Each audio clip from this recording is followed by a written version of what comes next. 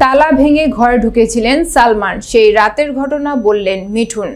বলিউড অভিনেতা সালমান খান সম্পর্কে খুব দুষ্ট ও অনেক পছন্দের বলে জানিয়েছেন টলিউড জনপ্রিয় অভিনেতা মিঠুন চক্রবর্তী।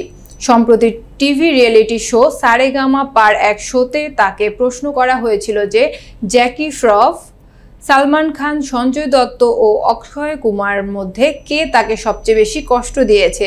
তখন মিঠুন চক্রবর্তী মজা করে বলেছিলেন সালমান খান, আর সে খুব দুষ্টু। তারপর মিঠুন ব্যাখ্যা করে বলেন, সালমান খান একটু বেশি আমার পছন্দের। আমরা দুজন একসাথে থাকলে 1 মিনিটের জন্য শান্ত থাকতে পারি না। সে আমাকে খুঁজতে থাকে। যদি আমি ঘুমিয়ে থাকি তিনি আমাকে জাগিয়ে দেন। আমরা সেন্ট পিটার্সবার্গে শুটিং করছিলাম। প্রায় রাত 2টার দিকে আমি ঘুমাচ্ছিলাম। আমি আমার ঘরটি ভেতর থেকে তালাবন্ধ করে রেখেছিলাম। কিভাবে সালমান দরজা খুলে ভেতরে গেলেন আমি এখনো জানি না। তারপর ঘুম চোখে অভিনেতা বেশ অবাক হয়েছিলেন। মিঠুন আরও বললেন, সালমান ভেতরে এসেছিলেন, এরপরে ভেতরে কি হয়েছিল তা আমি বলতে পারবো না।